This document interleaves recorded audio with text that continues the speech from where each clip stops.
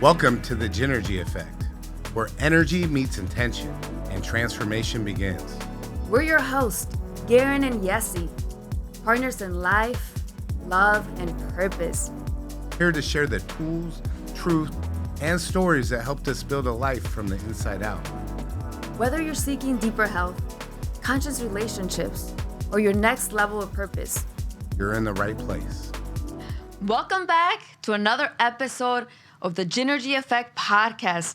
This is episode 5 and one of my favorite topics, rituals. Rituals that keep us connected, grounded, aligned, and regulated. Not just as a couple, but also individually. And what a perfect time to have this episode. We were just in Chicago for a week for my grandfather's 100th birthday, celebrating 100 years of life. And even though we were a little off of our normal routine, it also reminded us of the importance of these rituals to stay connected, to stay aligned, even while we're traveling. So let's dive in, baby. Let's dive in. I'm excited for everybody to be here. I'm excited for you to be here, joining us on our 5th episode. Thank you for taking the time. We appreciate that. And we want to make sure from this episode, we're dropping knowledge and stuff that creates value in your life, and that's what we guarantee to do. So habits versus rituals. You hear about habits all the time, baby. And it's one of those things is, what's the difference between a habit? Because we're always told, hey, develop these habits, everything will go. And as we more dive into that, what I notice that there's a lot more than just having these habits structured. The main difference from habits and rituals is that rituals require more intention. So habits tend to be more things you do on autopilot. You're kind of not thinking about it. You're just checking off a box. You get up, brush your teeth, journal, meditate, but you're not really stopping to be present, to be aware, to be intentional, and really think about, how am I feeling in this moment? What version of me is this? How am I feeling right now? So rituals are all about, it's not about being perfect and checking things off. It's about being present when you're doing these things and being aware of how you're feeling as you're going through them, slowing down and really being present in the activity that you're doing. Well, I love that. And I think one way that we can all easily relate to that is, have you ever been driving? Mm-hmm. And I know all of us have. And all of a sudden you look up and you're like, how did I get here? But you're so programmed to be driving and to get to a destination. That's a great analogy. But you really have no presence or awareness on the journey on how you ended up there, and if that was the most efficient or the best way to be. And I think that correlates perfectly with, are we just in life checking things off a box to say, hey, I did my morning routine, I journaled, I meditated, I went to the gym? Or are we intentional with our workouts? Do we know what sets we're doing, what workouts we're doing, why we're doing it? Are we changing those up to create the ultimate results? And to me, that is a difference between having a habit and developing a ritual with the intention that goes along with it. And I challenge you to think about tasks or things in your life right now that you're showing up to do because it's an obligation or as part of your routine, but are you really diving in and grabbing everything you can from that moment and getting from it? Because once that time's gone, it's gone. You never get it back. It's a great point. And I think another thing to ask yourself as you're going through this is, am I just going through the motions or am I being intentional? And you can take any habit, and if you slow down by about 10 to 20%, you can make it sacred and add a little more intention to it. So it doesn't have to be that you have to go out and create this super long, sacred rituals that take 30 minutes. You can take a habit that you're already doing, even brushing your teeth, and slow down and be more present in it and make it more of a ritual. So I was watching this video, it came up on Instagram, and I thought, I was watching it, it's like, hey, brush your teeth with your left hand. Oh, okay. And then afterwards, you say, I love you 10 times in the mirror. I believe that's what it was. I haven't done this one for a little bit. But it was brush your teeth with your left hand, and it shifts the way that your brain's thinking, and it like opens it up. And then you look in the mirror and tell yourself, I love you 10 times. And for me, when I was battling so much of like self-doubt and self-hatred and just this fear that I was carrying with, that actually made a big difference in the way that I was speaking to myself and doing that. Literally didn't take any more time to brush my teeth, maybe a minute, but it was a minute well spent. So I guess what you're saying is finding ways to add that additional intention may add just 1 minute to it. Yeah, exactly. I think what you mentioned is kind of tricking your brain to slow down. If you're having a hard time doing it intentionally, slowing down because you're in a rush or whatever you have going on, sometimes it can be hard to actually slow down. But tricking your brain into doing something with like the opposite hand, like you mentioned, it's like tricking your brain to slow down without actually having to really think about it as much. Yeah, because it actually makes you present in that moment, I guess would be what it is. Yeah. And it has different brain motor function tied to that exercise that you're doing. Yeah.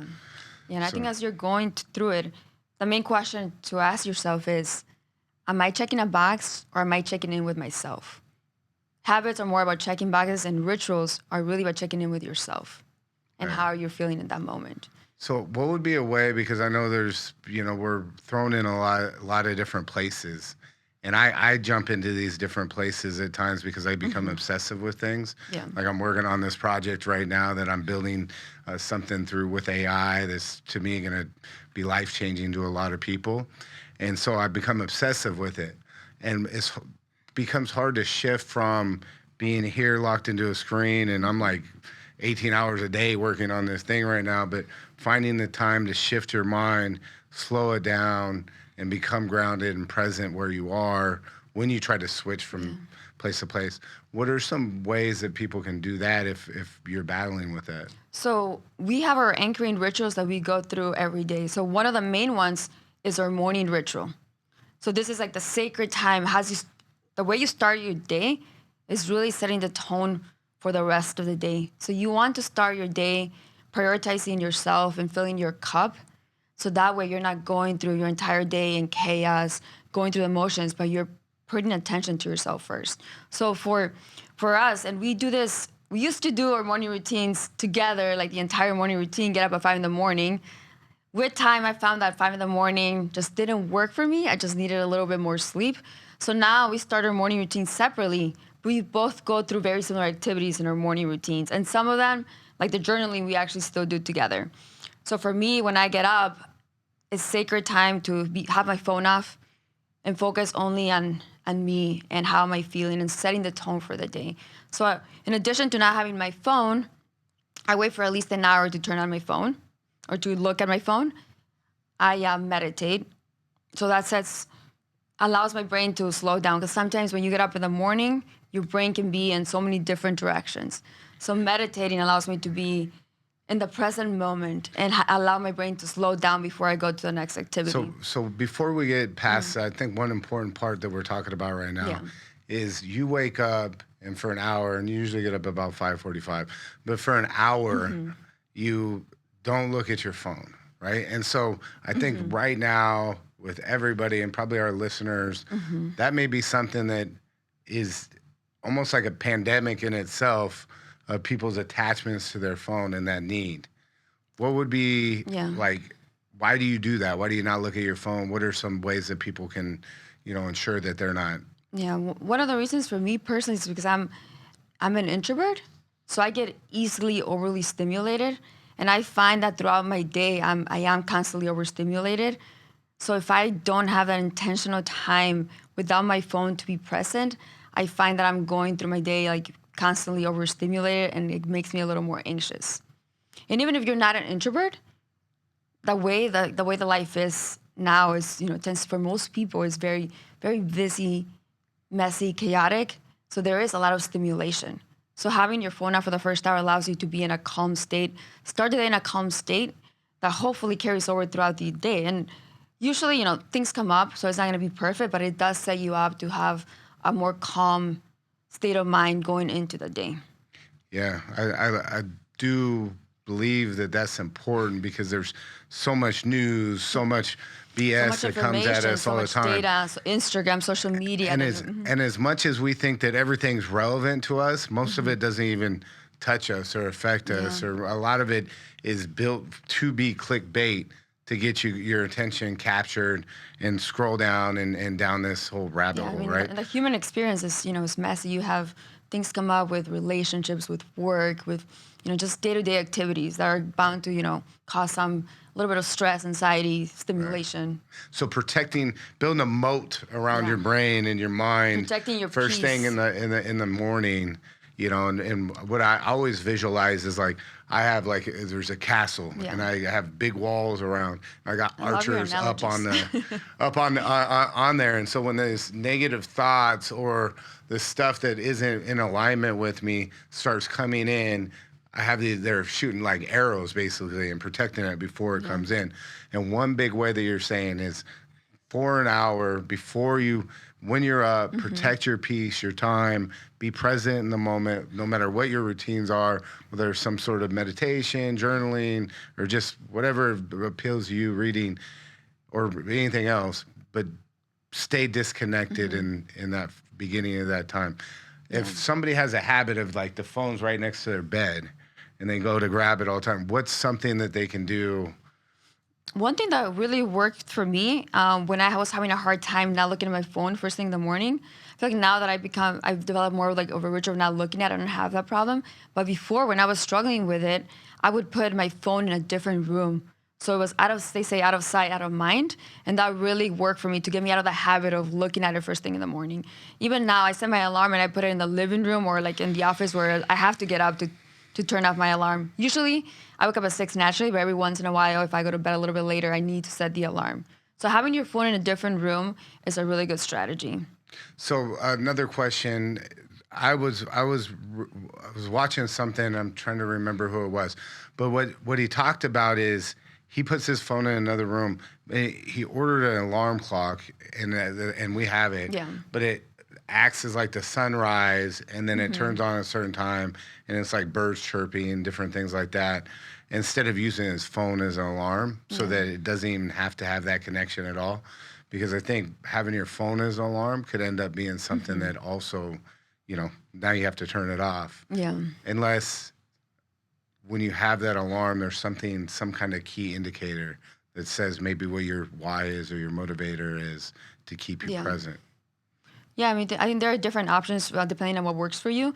I have no problem turning off my alarm and not looking at it anymore. If some people are struggling, once you pick up your phone, you have to look at it. Yeah, that's a I lot think of that people. option is probably a good idea. Yeah. And you can get one of those alarm clocks for like Yeah. $20 on Yeah, and these Amazon. options, I mean, these are not inexpensive, but if you already have your phone and it's working for you, that's fine too. I paused you on that before we went through because Yeah. I do believe that is one thing that's like systemically an issue in our society. Yeah, especially with social media. Like we get such a dopamine rush every time we look at social media. Like first thing So in the easy. morning, we want that. Like we crave that dopamine like hit.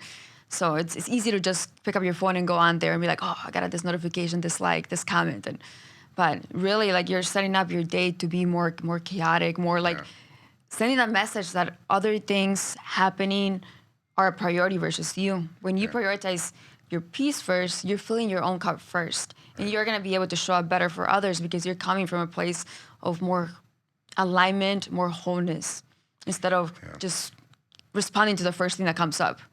So what my ritual when I first wake up, and then we'll get to the next part, Yeah.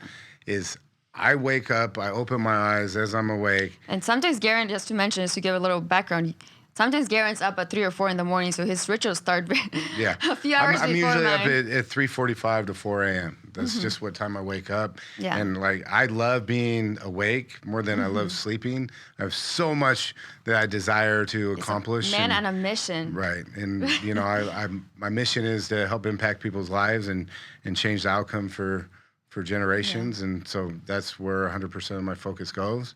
And what I do in alignment with that is when I first wake up, then I take about a minute before I get out of bed, because I get out of bed right away when I Yeah. open my eyes. But I lay there and I close my eyes and I visualize my day with intention and impact, because my word for this year is impact. Yeah. It's creating an impact to myself and those around me. And so I visualize my day and how I create that impact.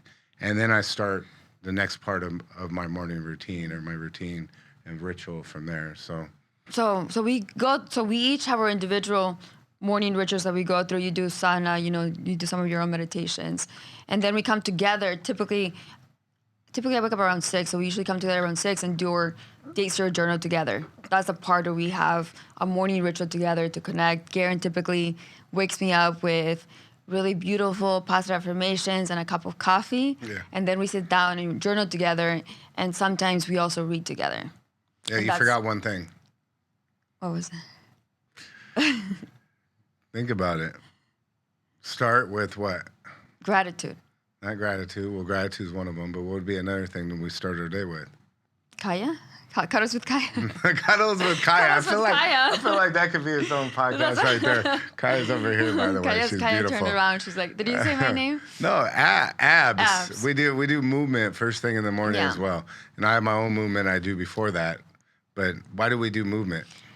So doing movement first thing in the morning, even if you wake up like in a bad mood, when you do some type of physical activity, you get a little bit of endorphins, release, which makes you feel better. So you may not feel like at your best when you wake up, but you're getting that movement in right away will release a little bit of endorphins that will allow you to feel in a better mood. Right. Sometimes I'm like with Garin, because I love my sleep, but sometimes I wake up a little moody even. So I'm like, one of my, it's not like a hard rule, but I'm like, okay, let's not talk until we go through like the morning ab routine, because I know I'm going to feel better after that. So really it's like a 5 to 7 minute morning ab workout. And then we go into the journaling, the reading, and we have breakfast together. And shout out to our guy from Athlete X. Athlete X, what's his name? Jeff Cavalier. Yeah, that guy, He Jeff has the best Cavalier. ab If you're workouts. watching this, bro, you're incredible. You have the best ab workouts. I'm still working on it. Don't quite have your abs, but I'm working on getting there. And movement, right? So priming yourself first thing in the morning, and we're spending a lot of time on this because I think it's really important how you start your day. It's the builds most for important. the rest of it. What is the quote from Robin Sharma that we love? What is it? No, I'm trying 5 to a.m. Club. I love Robert Sharma. I love that book. 5 a.m. Club is one of my top 3 favorite books. How you start your day is. I'm like, it just escaped me. I don't know, but It's I'm a big believer about how you start your day. What is it? Own your morning. Own your morning, elevate your life. Yeah, I think it's own your morning, elevate your life. I think that's what it is. All right, Robin Sharma, shout out to you too. That guy's a legend. So own your morning, elevate your life, and I would say if you crush if you execute highly in your morning, you'll probably have a great day. If you have a great morning, you'll have a great day. You have a great day, you have a great week. You have a great week, you have a great life. Like it just all kind of transfers. So we start our day with movement, go into a little more spiritual, meditating, journaling, reading, and then we usually go to the gym in the mornings too. We have a little breakfast, go to the gym, walk Kaya. But now that takes us to like the next importance of taking care of your health. Strong body, strong mind. Why it's so important to like prioritize your health. And for me, I'm proud to say I've been working out consistently. I haven't really missed a week unless I had surgery for like over 10 years. That's something that I do religiously. Like I do not religiously. Don't get in the way of Yesi's workouts. It's not workout or me. She's gonna pick out the workout. She's gonna take me out. In addition for like the gym being me time, like precious, sacred me time, it also keeps my mind strong and clear. And it also like sets me up for alignment. I feel that your body really is like your temple, your foundation. So taking care of your physiology, everything else like builds on top of your foundation. So if you don't have a solid foundation, what do you think is going to happen? It's like, and I'm going to start using some of your analogies because you're always using analogies of buildings, right? If the building doesn't have a strong foundation, even if you're building something beautiful, like the most beautiful structure with beautiful windows, if the foundation is not solid, eventually it's going to collapse. So the most important thing is to take care of this foundation, this temple, and make sure that this is good. You have a strong body, you have a strong mind, you can build beautiful things on top of that. And that's also why for me, like the sleep and then taking care of my physical health is priority, non-negotiables. And sometimes we do workouts together, sometimes we don't. I think that's part of depending on your schedules. That's why it's key to differentiate between like habits that are more like they have to be so rigid. It's not about being rigid. It's about having rituals that allow us to be more of us so we can show up better for ourselves, for each other, and for other relationships. It's kind of like what you're saying right now, not being rigid. I just had a thought that I wanted to go through, but you just said that habits are rigid and rituals have more fluidity to it. I think that's really an important differentiation. You know, when we're talking about habits and rituals, because to me, it's kind of like when you hear that for the first time, rituals, like what does that really mean and how does that actually correlate to anything?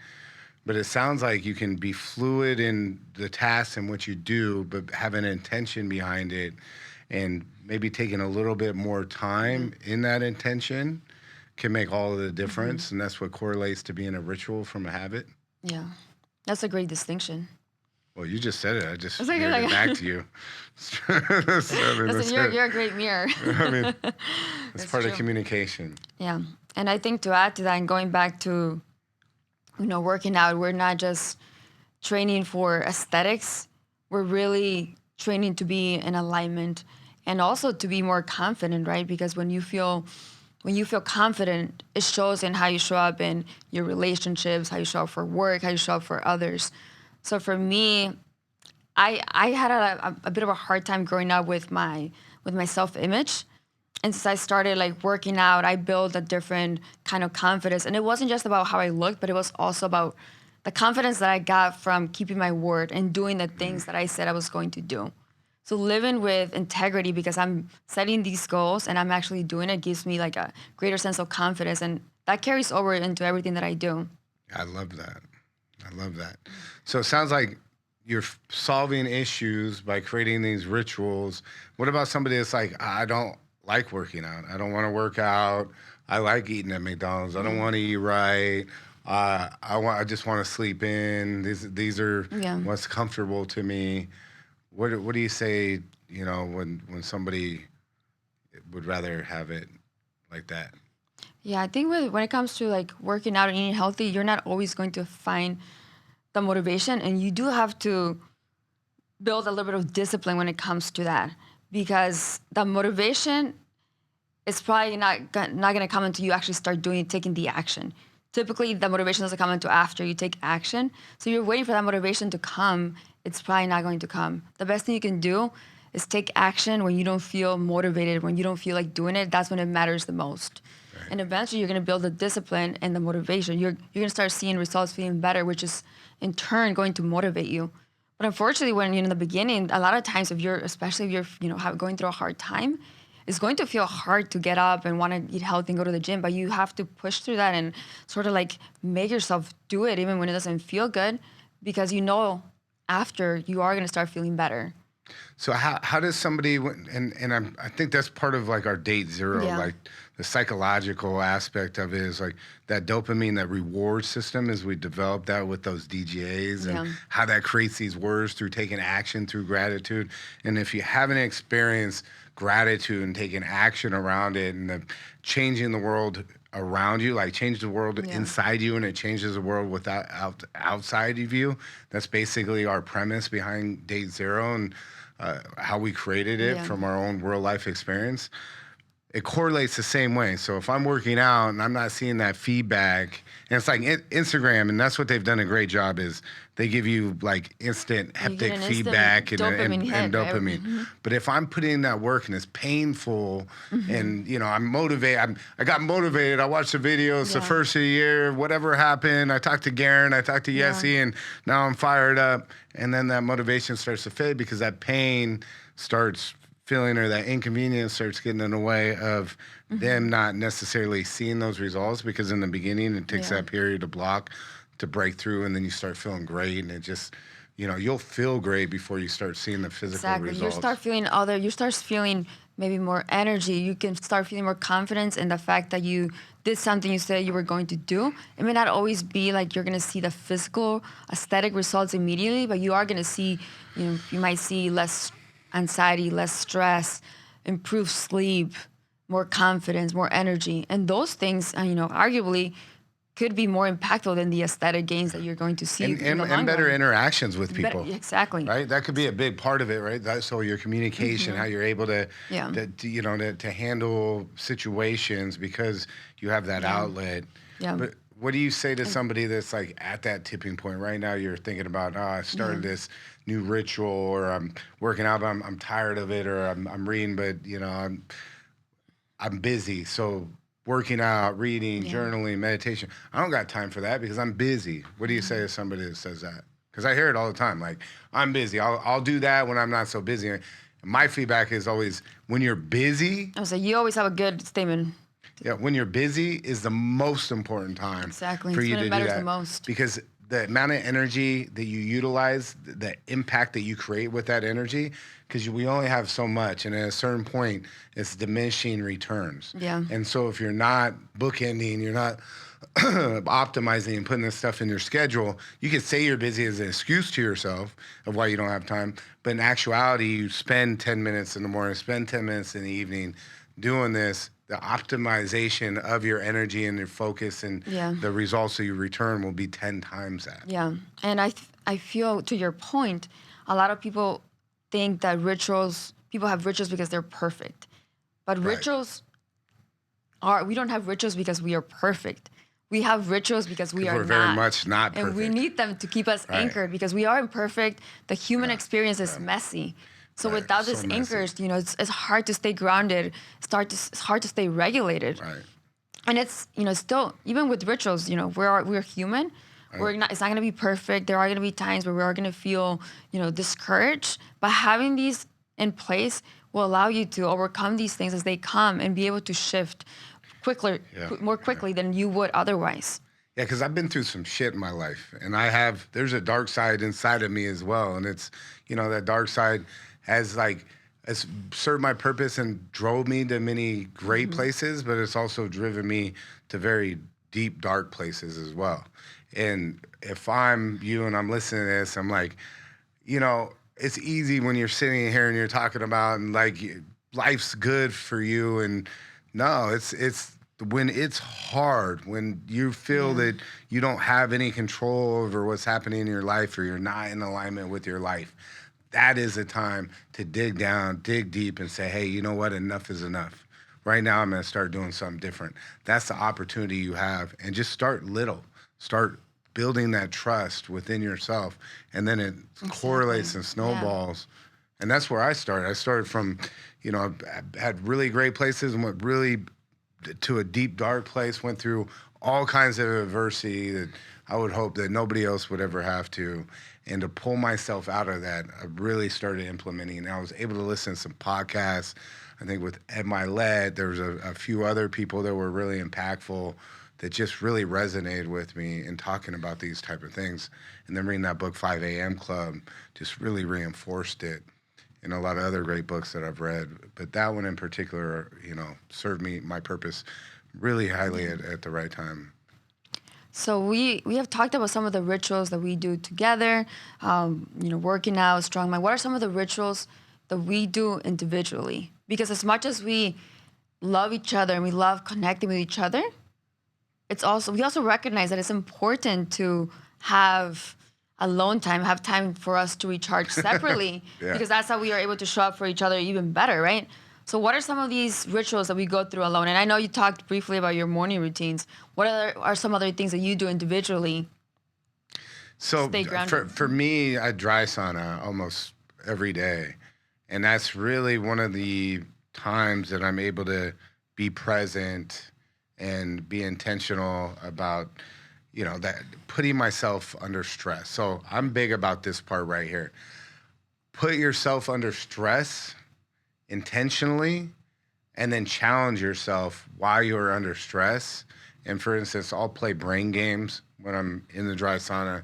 It's 170 degrees, and I'm challenging myself under stress.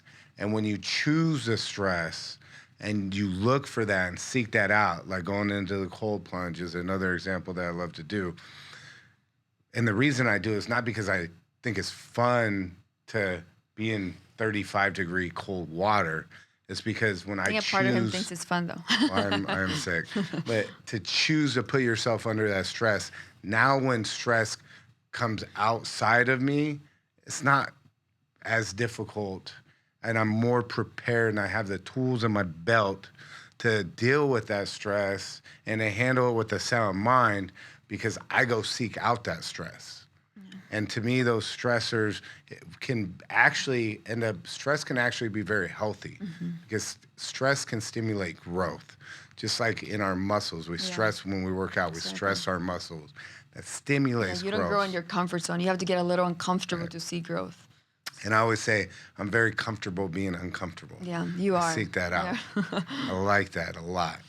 And I was going to say another thing we do, and sometimes we do this together, sometimes individually, is go to train in high altitude. So we go to this gym, Effect, where we train at a high altitude. They decrease the oxygen in the room to simulate high altitude. So you're training under stress the entire time. So it's also resilience training. Yeah, shout out to It Factor, Joey and Shane and Evan, all those guys over there. Yeah, what they created is incredible. Incredible community, incredible like intention about every part of it's really curated and it's high altitude training, like circuit training. And there's just like the level, like I love that place. I haven't been going there lately, but I'm gonna start getting back into it. But It Factor, if you're looking for something different, look that up. It's really unique. It's cutting edge. And they don't pay us to say that either. And they combine everything. So in addition to the workouts, they also have a full recovery room, the things that Garin mentioned, the cold plunge, the sauna. So take away from that, choose stress. Embrace that stress. Put yourself under it. Challenge yourself under that stress. And then you become resilient and more acceptant to that stress when it comes from outside of you, stuff that's outside of our control. Yeah. We're trained to deal with it. We're trained to handle it and really break through. And that key kind of creates that separation where a lot of people are right here. That difference to here is how you show up in those most important situations and environments. Yeah. So that's Garen's version of, his time. For mine looks a little bit. Is that different? A little bit different. I was like, he's seeking like stress in his solo time. In my solo time, I tend to want to slow down more. So for me time looks more like making sure I stay on top of my beauty and skincare routines. Well, you got that down. Taking some solo walks with Kaya. For me, it's intentional time to slow down and be more in my feminine. That's a sacred like me time that allows me to show up better for Garin, especially now where we are working together and maintaining the dynamic of and balance of masculine energy can be a little challenging. Sometimes for women, it requires a little more time to transition into our feminine. So some of the rituals that are very sacred to me is having that solo time to transition out of my masculine into my feminine and allow me to really slow down. And for me, that looks like going on a solo walk with Kaya, doing my skincare routine, getting a massage, or even journaling on my own, reading, doing something to slow down and be more present. Yeah, I think that, guys, if you are in a relationship, I've had to learn this. Going from like mode to mode is I can transition there very quickly.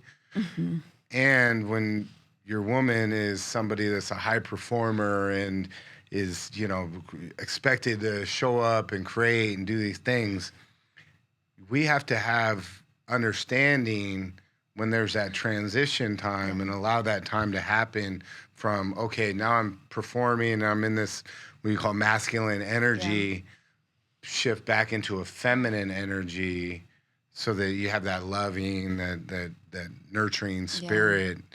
And not that killer instinct, right? And because there's a demand on you now to have both. Yeah.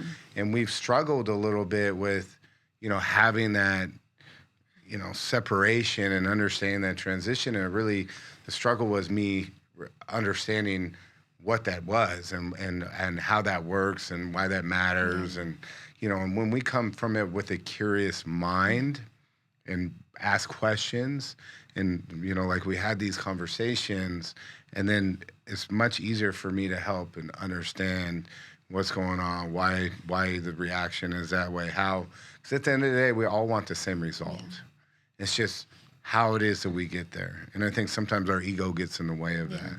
And this is where rituals and putting those in place really makes that difference. Yeah, and I think understanding that as a as a partner, being a supportive partner is really taking the time to be curious and understand, and also support your partner, and not just saying I support you, but creating the space for them to be able to transition, for them to be able to have the space to get to a place where they can show up better for you.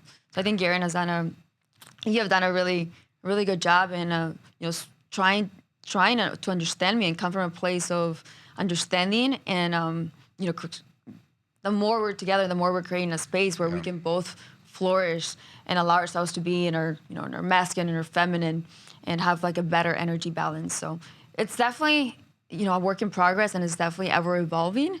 It's never going to be perfect, but I think that we are both committed to understanding each other and working on improving every day and creating that space for each other to be, to thrive and feel in alignment. And I think one big thing too is like us communicating about where we are, like our cup. An easy analogy is like this water bottle, right? Like right now my water bottle is 30% full, right? And so maybe yours is check in with you and yours is 70% full. And so what that means is that you understand that right now you may have to carry a little bit more weight. You may have to be a little bit more patient with me because I might be short in my answers. I might be a little bit irritable because I got a lot of different things and, I'm drained down to 30%. Or vice versa, there's times that you're at 30% and I'm, 50 or 60, 70, 80. And I need to be, at that time it's my role is to show up for you and support you, the best I can, not take that personally. Yeah. And I think that's a lot of issues in relationships. And I know I've been there where I take these things personally. So have in I. any relationship, I think right? most people can say they have probably been there. Take things personally. You take things personally that have nothing to absolutely do with you. Because I may be not in a good mood, and then I see you because I had 9 other things go on that didn't happen the way that I expected it to, and I'm carrying that weight, and I see you, and then you say something to me, and I just may not respond back in this normal, joyful, grateful, high energy way I do, and then you may take that personally. Yeah. And reality is most interactions that we have with people, when somebody's negative, when somebody has a bad attitude, it's nothing to do with us. Has absolutely usually it's nothing projections to do. Right. For something that's happening in your world. Right. You're projecting outwardly to my world, to just the world in general. Yeah. It's true. It's good to keep in mind. And also, a good practice that we have started to implement more is to communicate early on. So set the expectation. For example, and I know a lot of women can probably relate to this, when I'm about to get my period and or my menstrual cycle's coming up, and I know I'm going to be a little more hormonal. There's going to be a little more hormonal imbalance. I try to be proactive in communicating with Garin and telling him, hey, it's like, it says like my period's coming in 2 days away, watch out. In about 5 days. Everybody get in the bunker. So the next 2 days, I may not be at my best. I may need a little more grace, a little more patience. And I remind him that it's not personal, that I'm just, struggling with balancing my hormones. I'm probably not, my nervous system is not regulated during these days. So it's good to communicate and be proactive instead of waiting until, you're in a reactive state.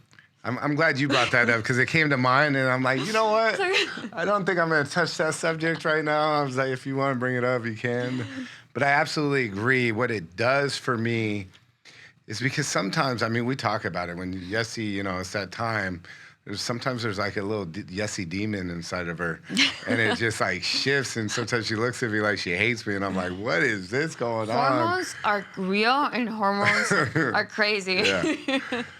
And for me to understand, okay, this isn't personal.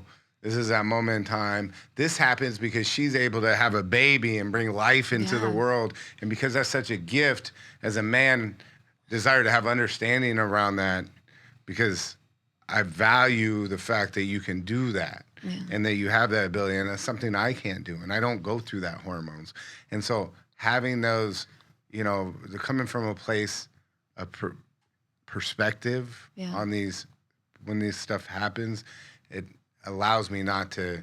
When you look at me like, man, where did that come from? Like, man, I don't even like.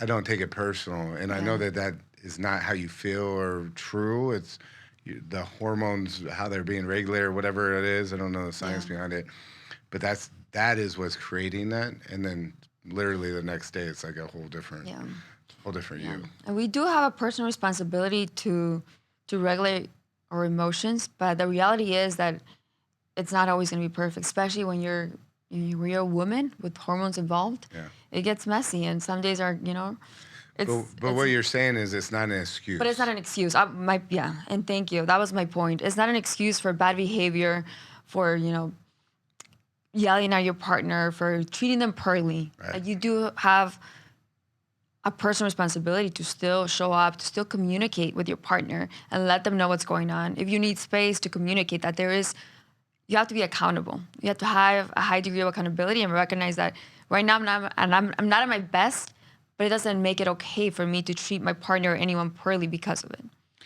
Yeah, I appreciate that. Yeah, Yeah, so that's something that it's a work in progress. Some days I may not always come out perfect, but my intention is to improve and do a better job of recognizing when that's happening and communicating accordingly.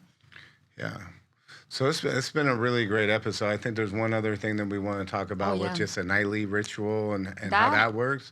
But before that, basically, so what we've talked about is waking up with intention, having these rituals around that. Also, our how we show up for one another in these different times, and communicating, Yeah. being a mirror for one another in those in that way, right? Yeah. Oh yeah, and I think before the night routine too, there's a few other things that we want to touch on is our weekly rituals. Or one important one that we love, and I think it's important to talk about is our weekly date nights. And let's talk about the difference between a habit if we had a weekly date night, because I think this distinction is important as we help develop that understanding of a habit versus Yeah, ritual. ritual. What would be the difference between a habit, and I have my view on this, Yeah. and a ritual when it comes to date night? So when it comes to date night specifically, I would say it's a habit. It's something that if you're viewing it as a habit, it's something you're doing as an obligation almost, as something to check off, and maybe you're not truly disconnecting. If you're doing a ritual of a date night, it's because you're being intentional about disconnecting from work and all your other responsibilities to be present and connecting with your partner during that moment. So what makes it sacred, what makes it a ritual is that intention and presence behind it. It's not just the act of going through this activity together, it's the fact that I'm giving you my energy, my time, and presence too. I'm gonna be present, I'm gonna be here, and I'm not gonna be anywhere else. Especially when you're working, if you're in a dynamic like Garrett and I, where you're working with your partner, it's even more important to really be intentional about disconnecting because you can get into the habit of just operating as business partners and forgetting that you're also romantic partners. So having that intentional time, date night, you can be date night, date day. Garrett and I take turns planning them. Is a time for us to be playful, to be curious, and to focus on really nurturing that romantic aspect of the relationship. Yeah, that's beautiful. I mean, that was a beautiful way to say that. One ritual we have as well on that aspect would be we take turns Yeah. planning it, and I think that would correlate too. And when we're talking about this, it's like if I was to break it down, it's basically habits plus intention equals ritual. Yes, that's a great way Like to a put it, habit yeah. with intention, Habit with intention makes it a ritual. right? Yeah, Makes a lot of sense. yeah, Powerful. So before we go to bed, because we got in the morning, let's bookend it. yeah. Let's begin, And then then, and then we'll okay. wrap it up. So before we go to bed, what are some reasons why it's important to have rituals, and how does that help us? So before we go to bed, for me, it's an important time to reflect on the day and for us to come together as a couple also to reflect on our day together and really focus on gratitude and reflection and being intentional about how we end our day so we can set ourselves up for success, for quality sleep, and also for the next day. So some of the things that we do is again, with the phones, I try not to use my phone an hour before bed. The first thing is really walking kaya. We have we call them family walks where we walk kaya. Usually after dinner, we have dinner, we walk kaya, and then we come in, and then depending on the day, it's not always possible to not be on your phone immediately after coming back from a walk. But at least for me, I try an hour before bed not to be on my phone, and then focus on slowing down. So for me, it typically means having like a cup of tea, reading, meditating, slowing down, getting to a place where I'm not overly stimulated again. So similar to the morning, I like to bookend my day in a way that allows me to slow down, be more present, and be more in my feminine. Yeah, I couldn't agree more. I mean, the more when I am intentional about my night, I sleep much more soundly and Yeah. deeper than when my brain, Yeah. continues to go. And I'm sure a lot of us maybe listen to this at night. You can suffer from waking up with your brain just on fire, or you can't fall asleep because your mind's racing. This stuff, instead of taking Ambien, instead of taking all these prescriptions, these different things, you can really, through these rituals, end up solving a lot of those issues that we Yeah. face, that we look for alternative ways to grab onto. Yeah. I think that's, one thing that we haven't talked about at all. That's a big reason why we stopped drinking, even when we didn't drink often. It just wasn't in alignment. That's the reason that I'm really anti against, you know, medication if there's ways to solve the problem through health, through practices, these rituals. And most of it can be solved by just eating right, your diet, exercise, taking time to be mindful can really, and I know because I've experienced it, I've went through it. Yeah. And what would you tell people that are maybe thinking like, my days are so busy. I have to, pick up the kids from school, like make dinner, do all these things, set up for the day. Like they feel like they don't have time to like slow down at the end of the day. What would you tell I them? say that's great. I mean, I think it's great to be busy. It's great to have a fulfilled life. And it's also great to take 1/24th of your day to spend on yourself.